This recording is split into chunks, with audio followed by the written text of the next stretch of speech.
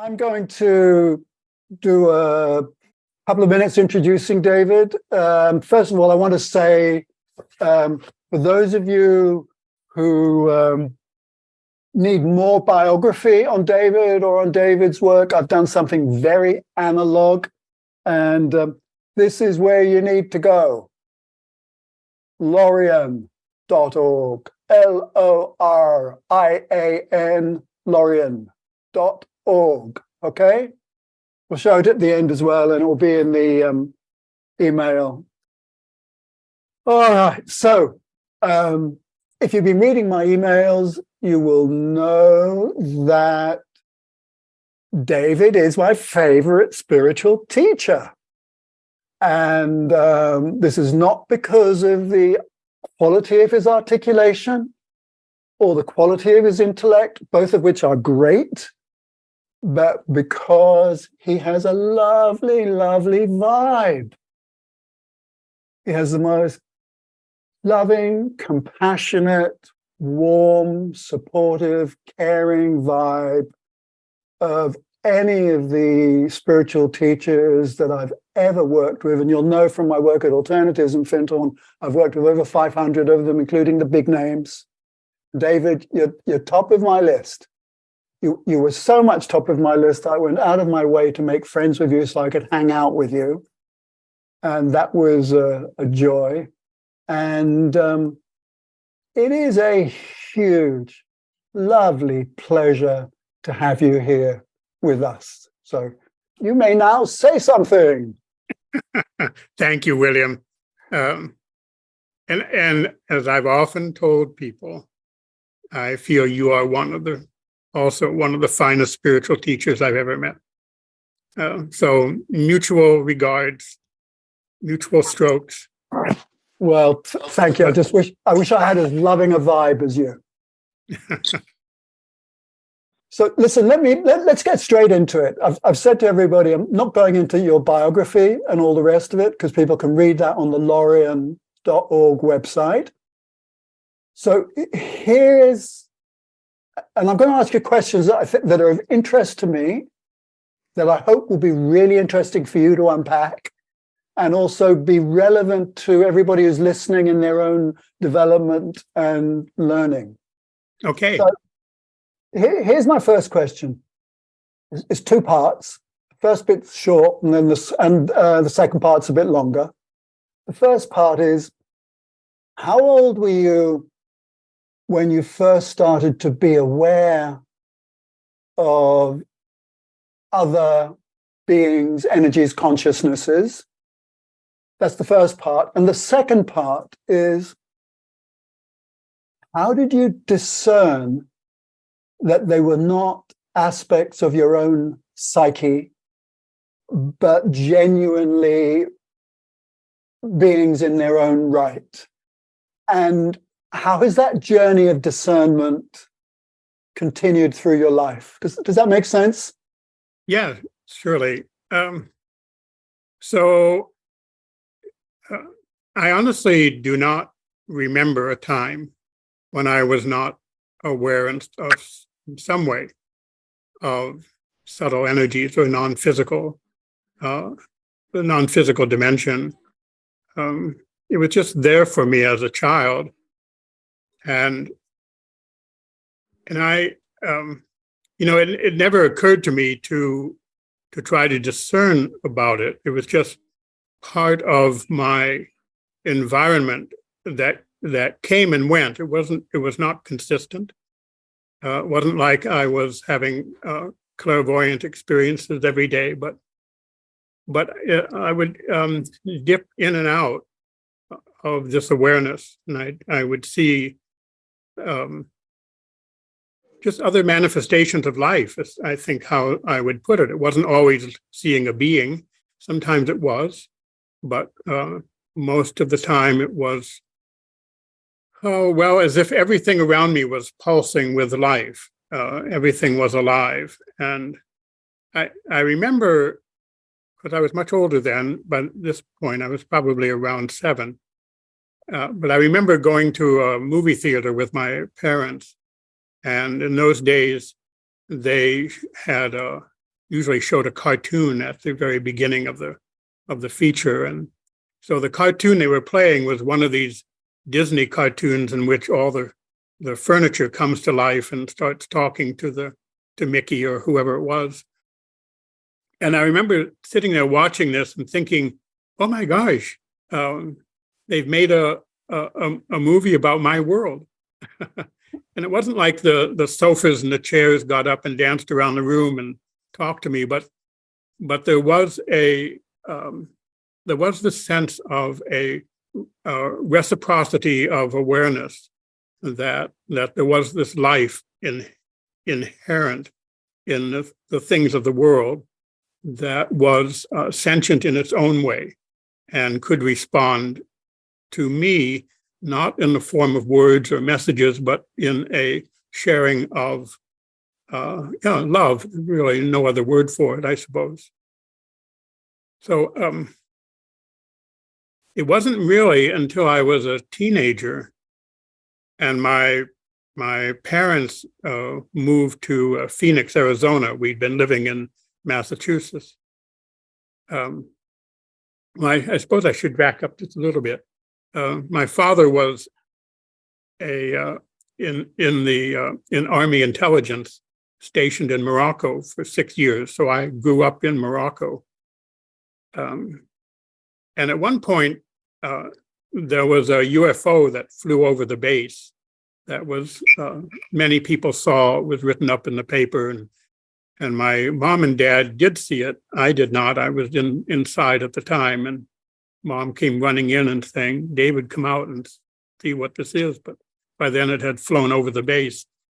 But it awakened in my dad a very keen interest in UFOs.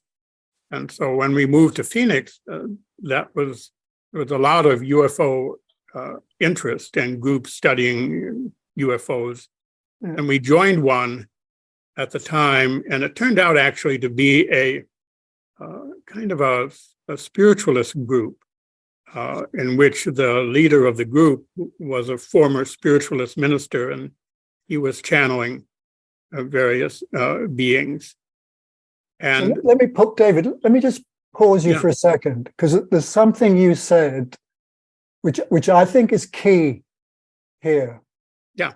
And I just want to pause on it, which is that your first experiences of your relationship with this other world, this more subtle world, was that it was loving. Yes, it was. And this is huge because there's so many people have psychic experiences, clairvoyant experiences, intuitive experiences, but what's not packed into that, which it was for you, was love. So you were having both a mystical experience, so to speak, and an occult one at the same time. Yes, that's true. And there were occasions when I would run into something that was not loving, and it indeed was hostile or certainly unfriendly. But that was, for me, that was the exception, not the rule. And just to complete what I'd said earlier, it was when I got into this group at Phoenix that I suddenly realized that what I was experiencing wasn't usual, wasn't normal. And that's when I started actually thinking about it in the sense of reflecting on these experiences and then seeking to discern what was me and what wasn't. And did you have any internal guidelines? I mean, did you at any point think you were possibly slightly mad? I mean, what was going on inside you? Because I think you say quite often that you have a scientific thought process. Well, as I say, because I grew up with it, I just took it as normal experience, and I didn't really reflect on it that much until I was in my teens. The odd thing is that my main interest in those days was in science, still is to some extent. And I determined that I wanted to be a scientist working in the laboratory. And so when I went off to college, that was my chosen field of study. And the irony of it was that the kind of abstract studying that I had to do in math and science actually awakened and sharpened my awareness of the subtle worlds. And, you know,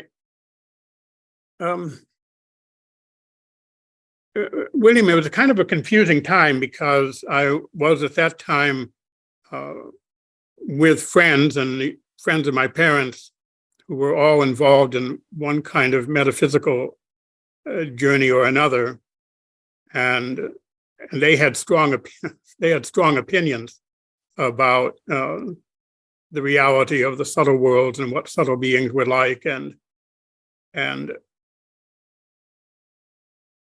I realized over time, as my own awareness sharpened, that it was different from what they were experiencing or what they were, how they saw the inner worlds. So I think my process of discernment wasn't so much focused on what of these experiences is coming out of my imagination or out of my psyche and what is real, because there was just an intuitive sense about that. If it was coming out of an actual contact with a subtle phenomenon, there was a response in my body. There was something I could feel that it just felt different than something that was emerging internally out of my psyche. But my areas of discernment was where did my path and where did my awareness of these inner worlds differ from what everybody else was saying and believing around me. And so for a period of time, I just felt like I was solitary, like I was just following my own path, and I had to figure it out because I couldn't really adopt the belief systems that were being offered to me at the time. Can you name the core element of the difference between your experience and how the folk around you were describing the metaphysical world?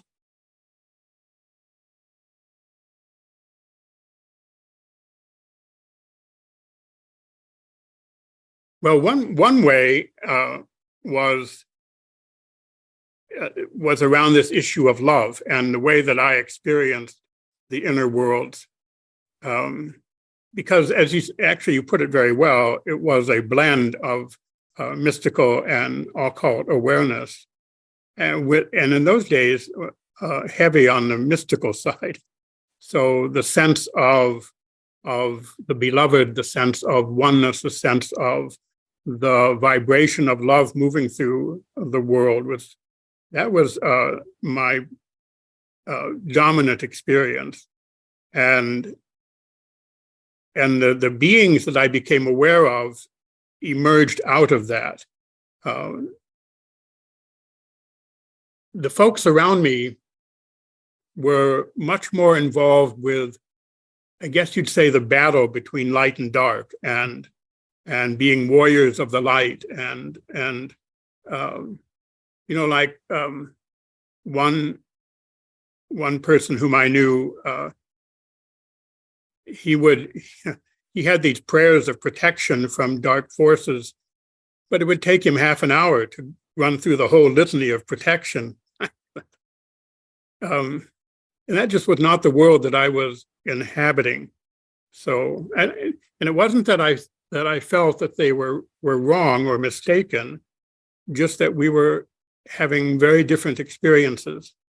And there was nothing in my experience that quite coincided or correlated with what they were experiencing. It was a lot of fear, actually. It was a lot of fear of the subtle worlds. Yeah. in the folks that I knew. So let me pause you and pose another inquiry, which I think would be relevant to all of us. So there you are, a youngish man, and your experience of the inner world is different from these other folk. And you assert very clearly that you experience the inner world as loving. Can you articulate the elements of your actual experience? How and where were you feeling it in your body, mind, heart, energy field? How were you experiencing love at that young age? What was going on for you? Yeah.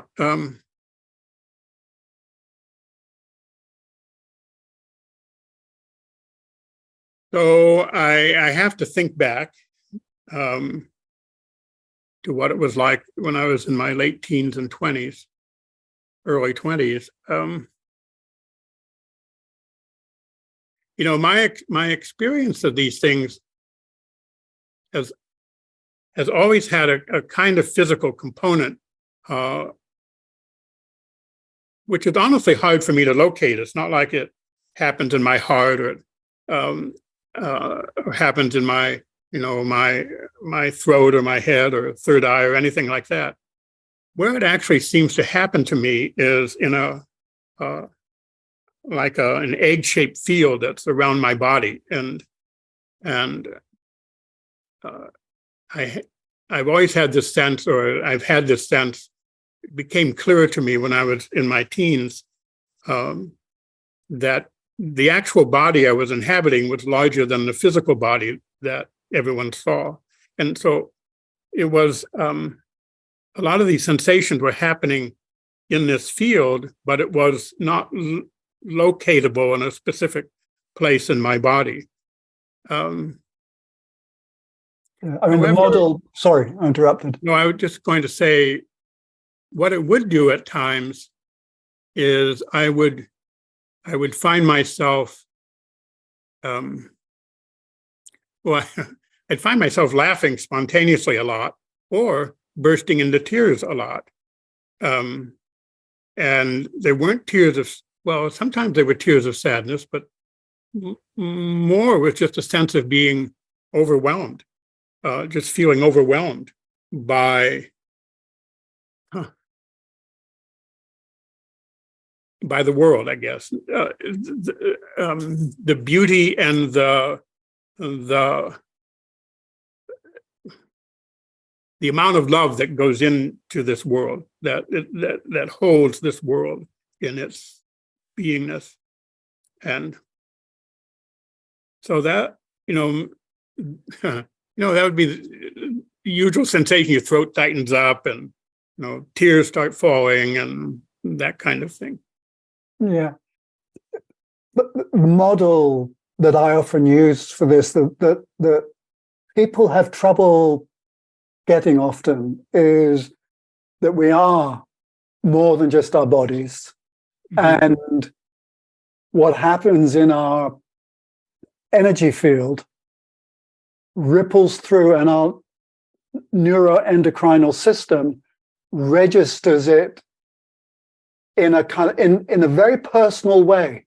But what seems to have been happening for you, let me see if this sounds right, is that your whole, for either good karma or good fortune, your whole energy field is experiencing the benevolence that rolls through the universe. And your body, nervous system, endocrine system was able to receive and feel that experience. I would say that's right. That's a good way to describe it. Yeah. Because that for me is the foundation of what then leads you towards what you've called incarnational spirituality. Because let me try this out on you, because you can't get to feel the love unless you're in your whole body, because your whole body is the instrument of perception that gets to feel it. It's not a head trip. It's not a chakra trip. It's a whole energy body trip. Yeah, no, that's exactly right. That's putting it very well, William. Yay. Yeehaw. Yeehaw. All right. So with that, because we're kind of moving forward through the decades now, and I'm kind of putting to the side all the Fintorn stuff and Peter and Eileen and all those stories into incarnational spirituality, which is what you named your approach. And is it right that in actual fact, your teachings in general for your students, for your colleagues, is about, hey guys, get deeply into your body and feel the love? Well, it's partly that. Certainly that is an important element. And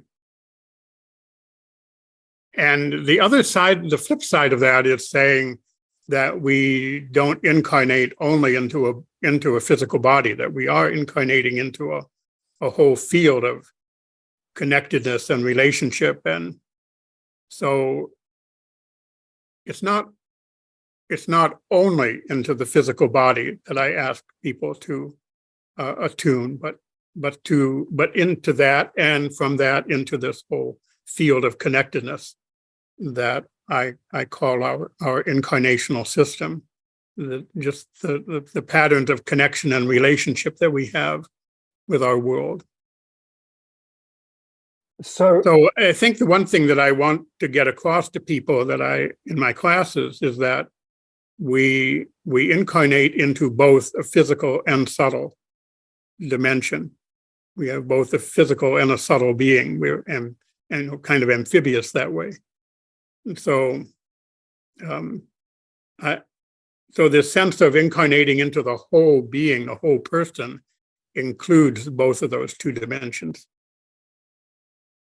So that requires that we wake up, become conscious, become mindful of these two ecosystems, the ecosystem of the body and the ecosystem of our interdependence with all life on this planet and beyond.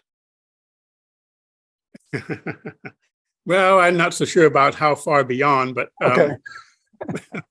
Well, into the beloved, into the beloved, stick to the planet. Yeah, but all that is the beloved. No, I understand. Yeah, I understand, William. Part of my experience is that the physical body is much more aware. The physical body doesn't make a distinction between physical and subtle, but we make that distinction in our minds. And so in a way, we restrict our physicality into a fairly narrow range of experience. And I just ask people to expand that, not to leave it, not to go, traipsing off beyond the body, but to recognize that the body itself is participating in this larger dimension. It's participating in a larger way, let me put it that way, than just the way we normally think about our bodies doing. This is a tough ask that you make to your students, because you're asking them to do two things, multitasking. They're allowed to become fully aware of the vehicle, the temple that carries you, and simultaneously be aware of its relationship, which is your relationship with everything you've just named. That's a tough discipline for people. Yeah, it generally takes people some time to really get it and fall into that. But when they do, it's very life-changing for them. So let's put it into a more global perspective. Sure. And I mentioned it in an earlier email to you that we'd go in this direction. I'm very interested in the fact, and this relates directly to what you've been saying, that over the last, 50 years, but in the last decade in particular, there has been an increasing focus on embodiment, yoga, qigong, tai chi, body awareness, body therapies, psychoneuroimmunology, polyvagal theory, all this stuff that asks us to become aware of how we are in our bodies. And that, to me, is a kind of, though it hasn't got the metaphysical angle that you put on it, in terms of humanity in general intelligently incarnating into its vehicles. Yes.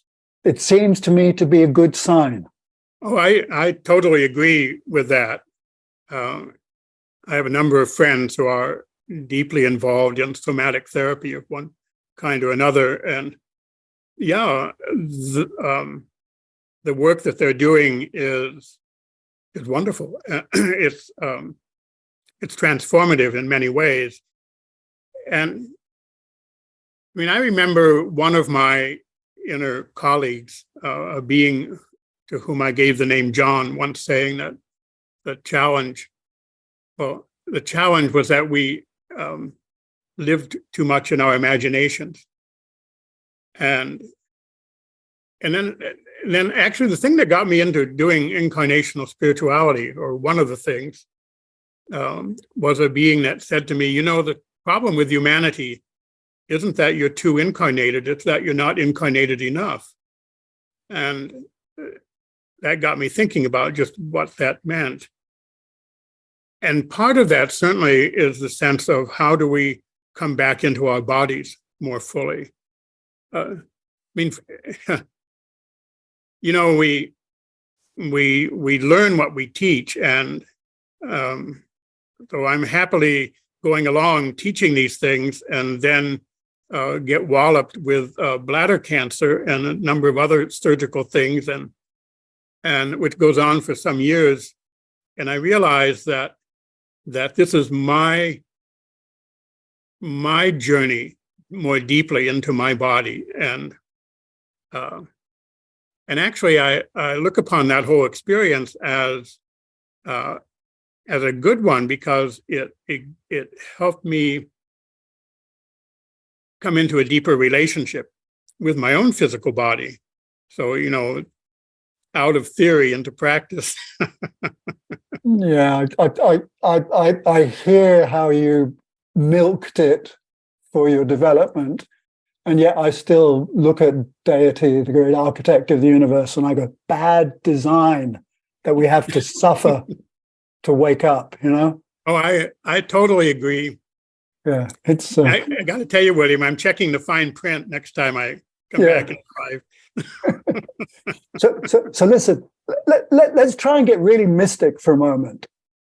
So if we're part of an interdependent species, which is part of an interdependent metaphysical ecosystem, as well as a Gaian ecosystem, then from a grand cosmic perspective, and people may wonder why I'm articulating and shouting a bit, it's because David's had a hearing problem since he was 6 years old. So that's why I'm being so careful to speak this way, so I can be understood and heard. I don't normally shout at people.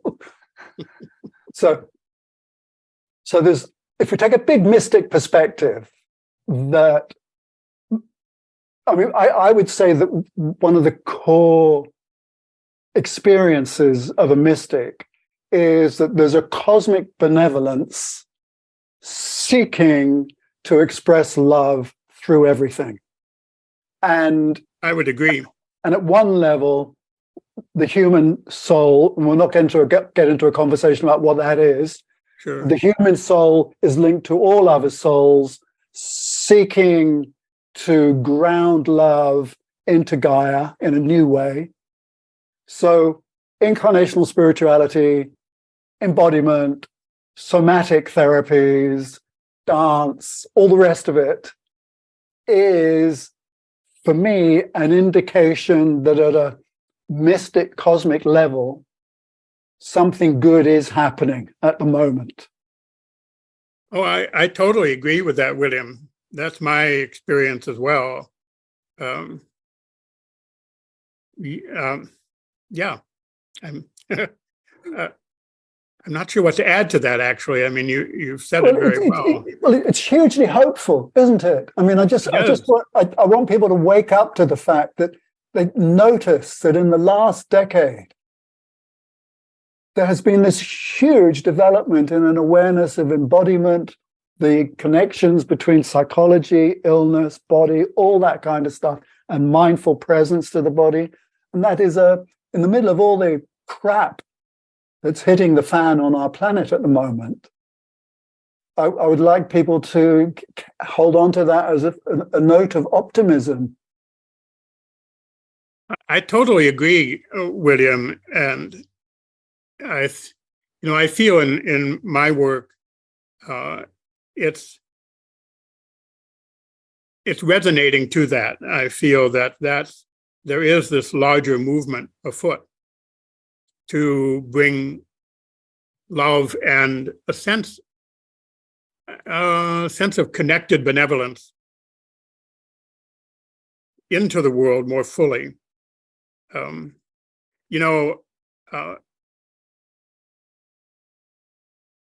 Going back to this whole idea of the struggle between light and dark and the forces of good and the forces of evil and all of that. But my approach to all that is more like that of an ecologist, because if you change an environment, then organisms have to adapt to that change, or else they have to leave, or they don't, they die out. And I feel what's happening here is a massive change of the psychic environment in which we're living, but it's very subtle. And I mean that in the original meaning of the word, not in a metaphysical way.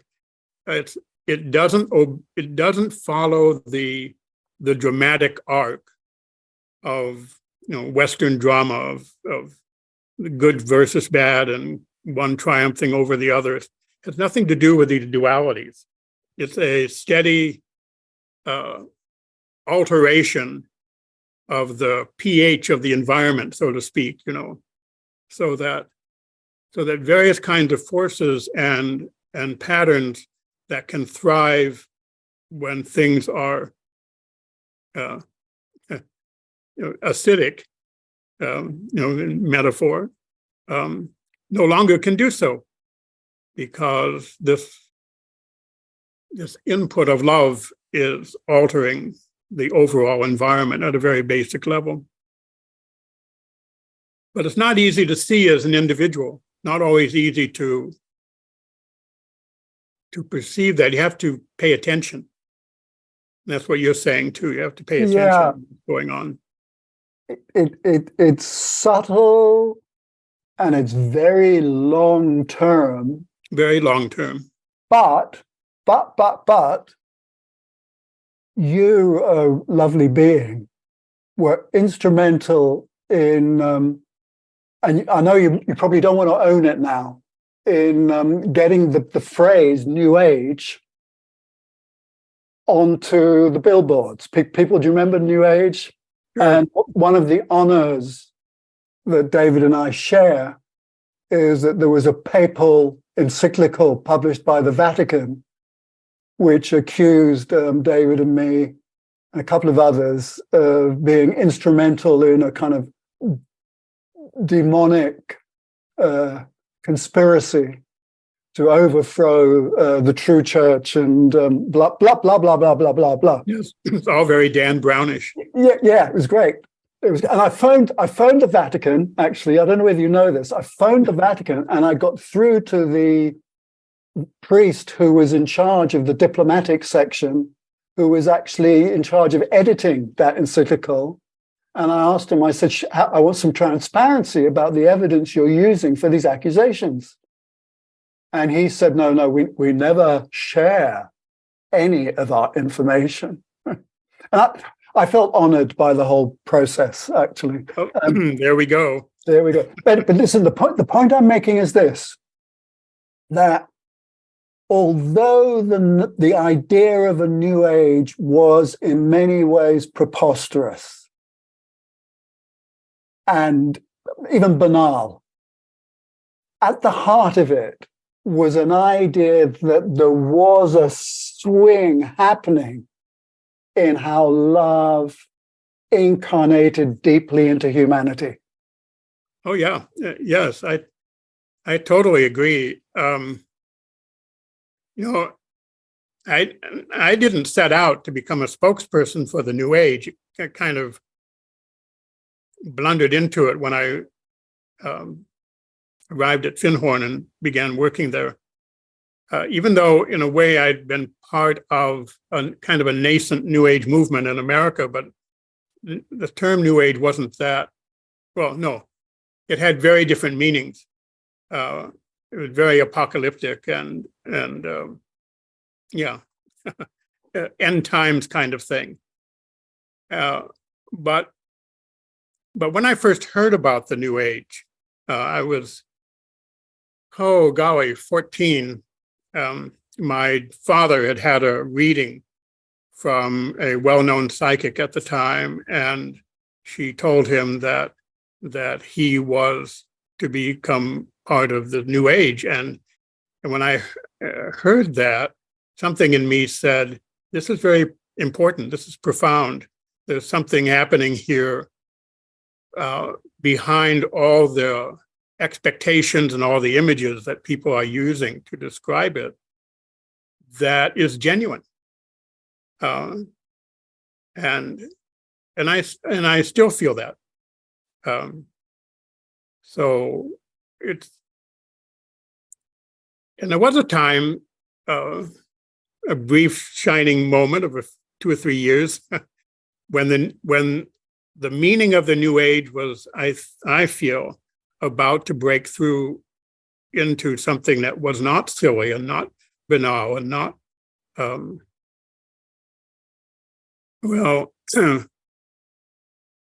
sensational and apocalyptic. And then it wasn't quite able to do that. So why not?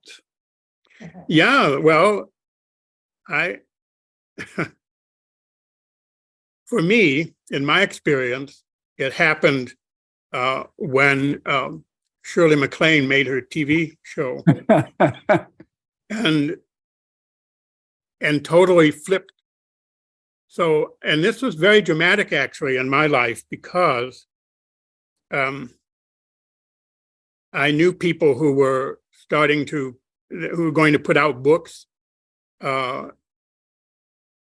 They were books on science and on change and on cultural transformation, and the publishers were going to highlight them as New Age.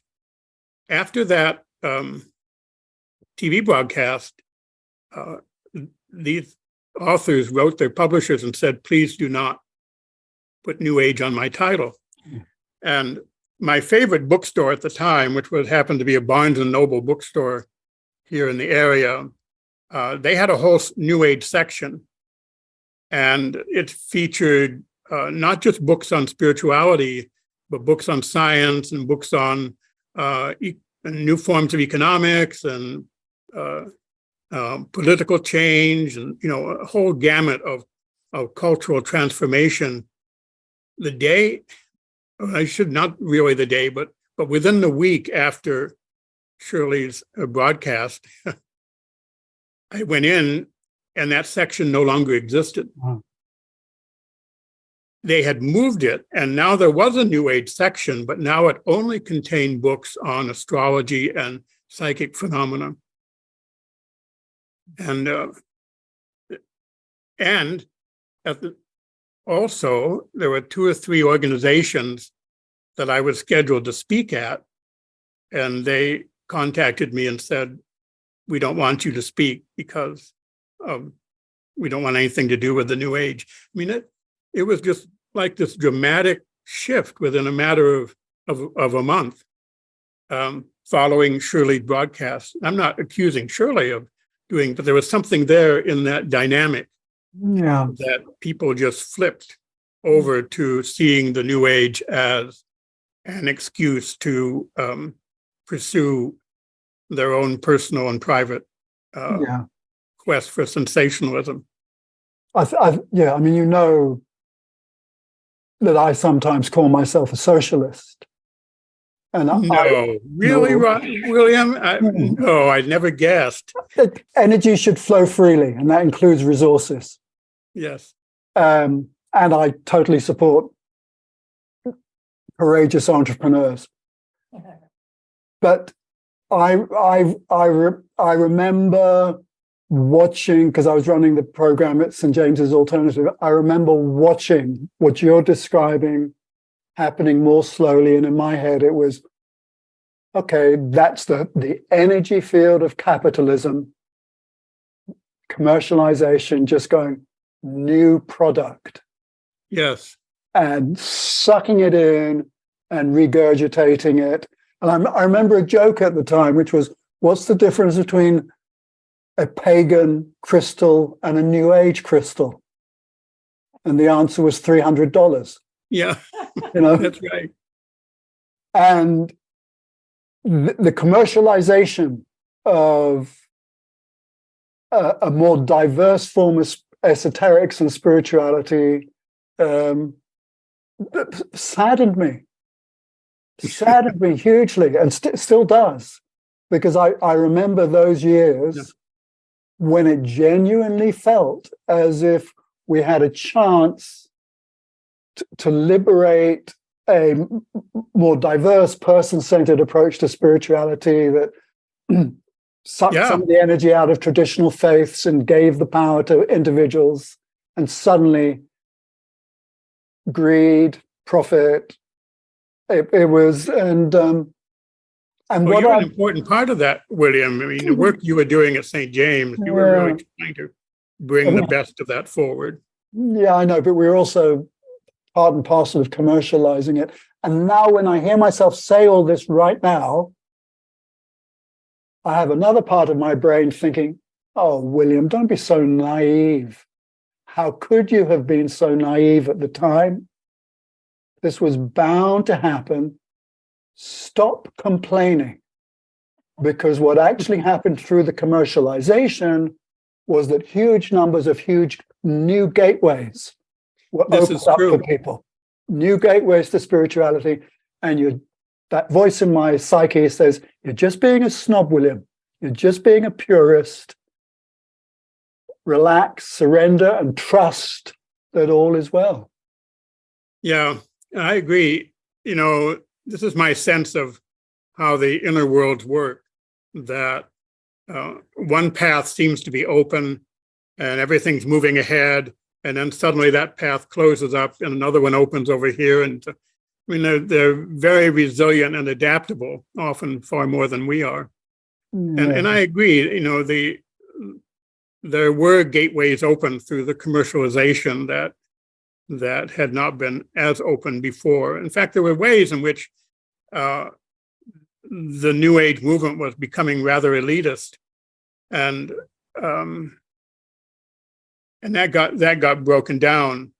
But yeah, something gained, something lost. Well, I have to tell you, here's my funny story. I was contacted by Newsweek magazine back in the day, and an appointment was set up for one of their editors who wanted to write about the New Age to interview me.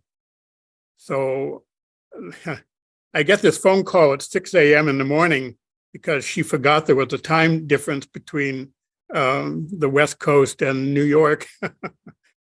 So I'm on the phone with her, and she's very sweet, and she says, so tell me about crystals.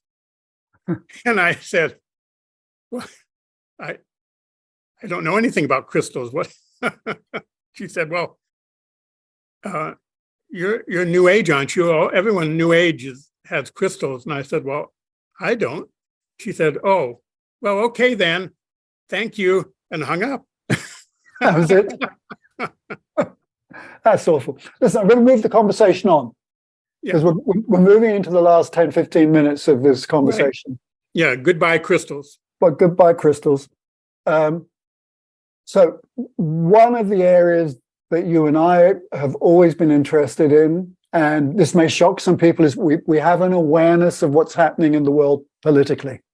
Yes.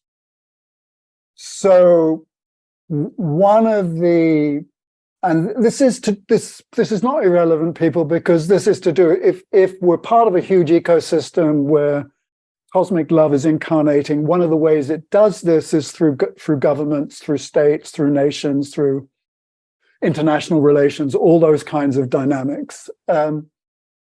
And one of the metaphysical esoteric stories is of the founding of the United States being a metaphysical intention, that there was a deep and profound spiritual optimism in the founding of the United States that would lead to a very holistic melting pot that would be a model for the world. And that the president in their inauguration would be blessed in a certain way.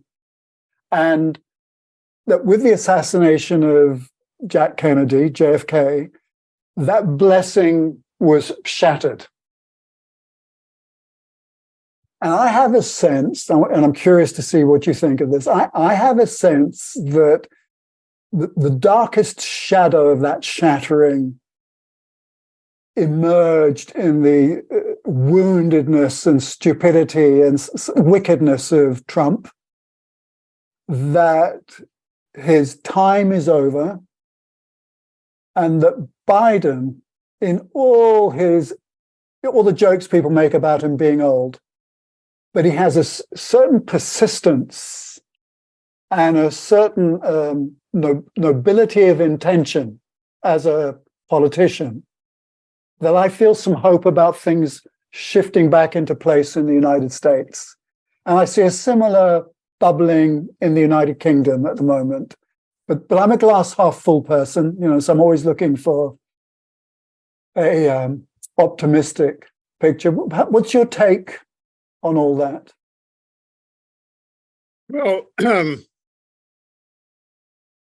I feel that spirit of America, let's just call it, that founding spirit, is only partly anchored through the presidency. An important part is, but it has other anchors as well, in the land, in the people. There's no question that JFK's assassination was a real shock. It definitely created a wound. I think a much greater wound, actually, from my living through it.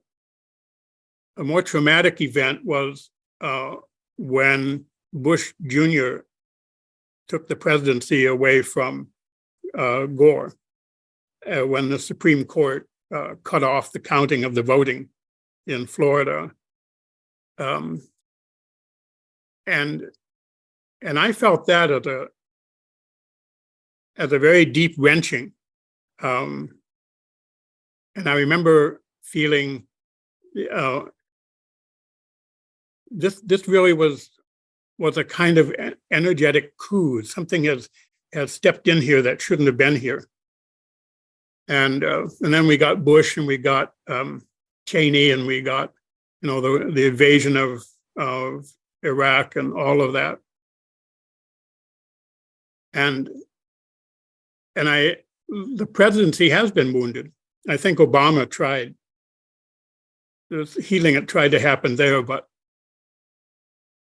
he was as much a polarizing figure as not.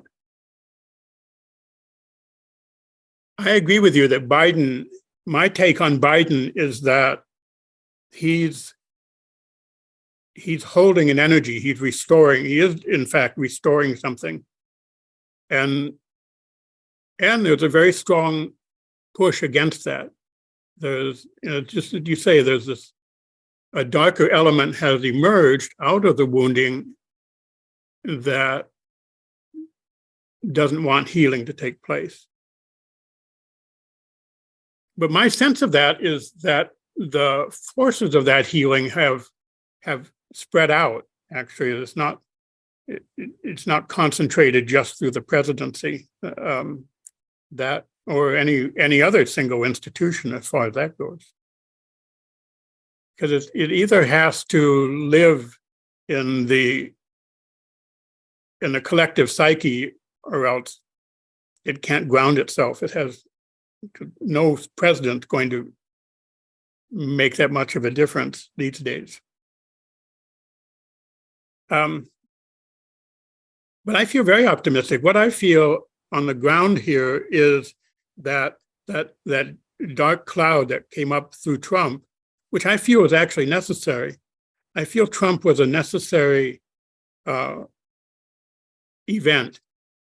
I remember at the time, one of my subtle colleagues said, this was before the election, he said, neither Hillary Clinton nor Trump will be president, which I thought was an interesting thing to say. And then went on to say that Trump would be elected, but would never hold the energy of the presidency. That the spiritual force couldn't anchor itself with him, but that what he was doing was important and would bring things to the surface that had to be dealt with. What I feel is happening under Biden is that that's gradually being absorbed and healed, but it may take a few more years before we see the end of it. But I have to say, I'm seeing the light at the end of that particular tunnel. Yeah, I'm optimistic as well. And do you have any feelings in general about China, Russia, the planet as a whole, Africa, Nigeria, South America, the way the whole thing is cooking? I feel, contrary to what the press says, I feel this is a very bad time for autocrats because the ground is shifting underneath them. Slowly and surely, there's change happening at a mass level. It may not take the form of the kind of liberal democracy that we had, in the last century, but I'm pretty sure it's not going to be supportive of autocracies either. Something else is trying to emerge. And I think it's one reason why those people who are trying to hold on to their autocratic power why they're clinging so hard and having a hard time. I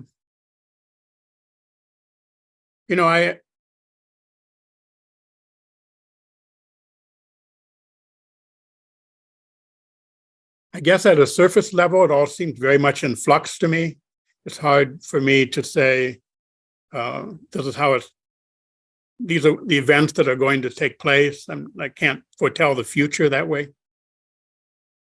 But under the surface, I can definitely feel this rising of a new kind of expectation of how a human being should be and the kind of world we should live in. So I am optimistic. Of course, I'm paid to be optimistic too. I mean, that's my contract with the inner worlds. That's your contract with the inner worlds. Yeah. They cut off my spending money if I start getting pessimistic. Really? Okay. No more toys for David. No more light units for me. Okay. Well, we're coming towards the end. I love the nature of this conversation because it's been deeply spiritual, deeply honest, and it's also moved from the personal into the spiritual, into political, and the political and awareness of the world is part of embodiment, Yeah. part of William, incarnation. yeah, William, I just feel that what's trying to emerge through humanity just simply cannot fit in the shoes that we're giving it, in the institutions that we have. And that's religious and political and economic institutions. They are not expansive enough. They're not of the right quality to contain. And so the initial impact of all this is to shatter and to create disruption. But behind that, I feel there's a great deal of creativity. But we may have to go through a period of shattering to get to it. Yeah. The rise of global education, that most children on the planet are literate now. Yes. And there's the stimulation of intelligence. Intelligence, us lot. We're getting more intelligent. We're getting more sussed, more conscious. Yes. And that allows us or stimulates us to be more careful and caring in the way that we open our hearts and be fully present. It's a long journey, though, for humanity, isn't it? It's one step forward, a little up, pushing the boulder up the mountain. Yeah. Well, I mean, you have to consider how much inertia we're working against, but also the inertia we're working with, because there is a tradition of love in humanity. Yes. So it's not like we're blackguards trying to become transformed. We're just trying to rediscover our deeper self and our potentials, and we will. Yeah, that I have no doubt about. We will. Yeah, I just we could go off on a long conversation about rediscover, because I think it's an emergent awakening to growing. Exactly. And listen, we're coming to the end. Can you, everybody, we're coming to the end, so I'm going to ask David to give us a blessing that takes us into our concluding moments. Does it sound good? Give me a thumbs up and a wave, please. That sounds okay, that we're cooked and it's the right time. There you go, great. So David, hey, all right. Blessings from all of us. It's blessing time. Lead us into a blessing, oh beautiful man, beautiful soul. I will.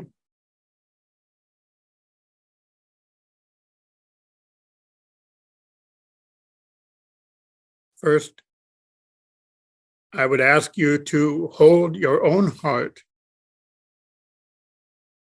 in your consciousness, in your awareness, and to bless yourself, to recognize your capacity to love,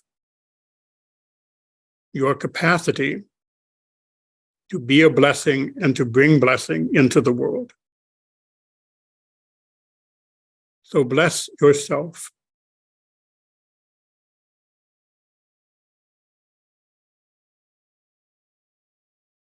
And then be aware of the room in which you're sitting, the specific, actual, physical location where you are.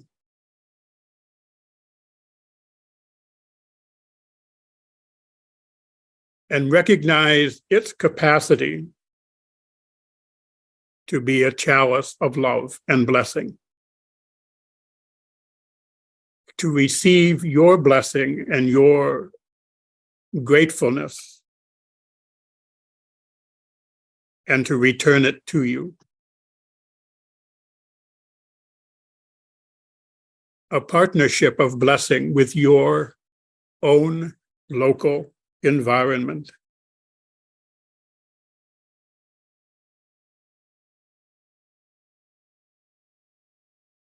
And then be aware of all the people listening right now to this discussion, tuned in to this Zoom room, and all the people who will listen to it in the future.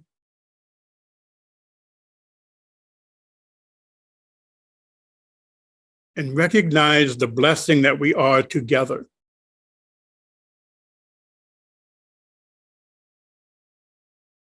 Affirm and bless each other.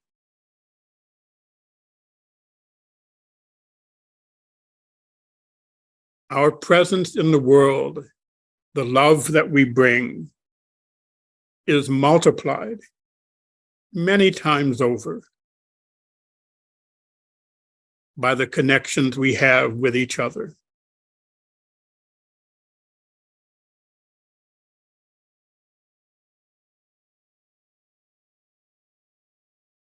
And finally, think of your life and activity in this world, that you have come into this world, we have each come into this world as a gift from our souls, as a presence capable of bringing love and changing the environment of the world from fear to safety, from hatred to love. And bless your path, bless your incarnation, bless your life, bless the activity that you engage in each day.